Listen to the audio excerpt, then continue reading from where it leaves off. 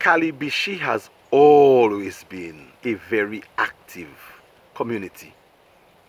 Every second of every minute of every hour of every day, 7 days a week. During the regular Monday to Friday in Calibishie, you had activities galore.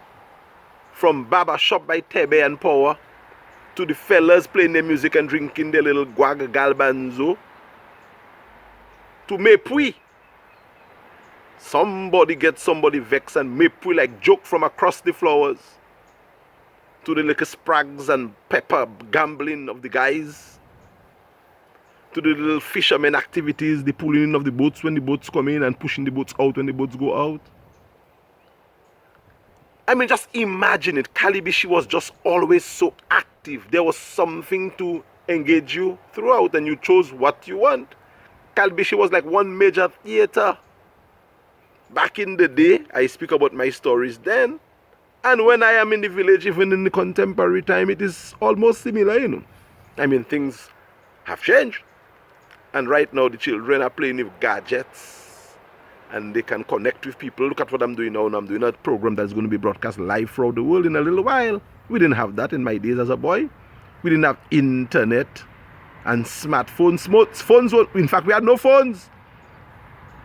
We had a phone at home, but my grandmother used to lock in a box. She put the phone in a box and she put a sort of wooden thing over the, and she locked it with a padlock. So you could get calls, but you could not make calls. That was the analog phones, but we found out a technique to pick up the receiver and press the button, the receiving button. Pam, pam, pam, pam, pam. So we press it five times, 2 for 5, 4 times for 4, and we were able to make our calls by devising a technique to break the lock. We didn't have beeper. Well, yes, we had a beeper. A beeper, you will get a beep from somebody, boop, boop, and then you send back a beep, a message. This idea of text and WhatsApp, no man, these things are luxury of the present times, and I enjoy it, you know. It is just that we have to contrast then and now.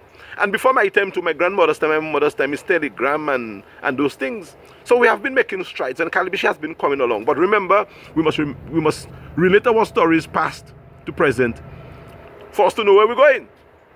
So every day was an activity there in Calibishie, especially on a Saturday. This program, I think, will be aired on a Saturday. And on a typical Saturday, boy, the village comes alive. With lavway, food, market, activities, commerce. I mean, excitement. The entire community came out. We had a market in Calibishie, you know, by Livius Alley, by the Bayside there.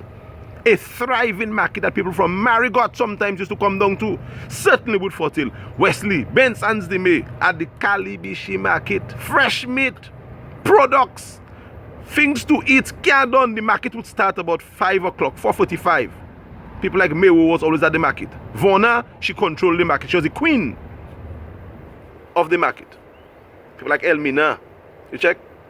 People like Madeleine, Madokon. These people run the village. Well, my neighbors too. I must always remember to mention my mother. Tonya.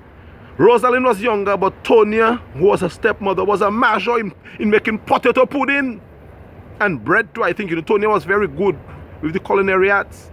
So on a typical Saturday, that's some foreign. Potato pudding. Fry kai, cake, bull jow, frozen joys, akra and bakes, pig feet, sauce. Bude, I mean, just name it. It was all happening. And it was like a tradition that I somehow believe we have lost in terms of the people getting engaged in commercial activities by doing simple little things. I think we used to also plat vetiver mats. I mean, whatever, just name it. We used to make cocoa broom, making brooms out of the coconut stems, and we would sell the cocoa brooms to passerbys. We were the community who we made those brooms commercially. People just gone cut dry coconut branch, and you just see people just stripping those little wires and make brooms, tie it nicely and sell them for $5 to people who passing by, and those brooms would last for a long time. We used to also make brooms from the savannah, ballier, savan, wild broom, put them nicely together, cut it nicely, tie it on a stick, and sell that. So there was always some commerce and some activities, something to buy and sell in the community, especially on a Saturday, like the day that this program is going to be aired. So I felt as if it would have been necessary to bring that program out.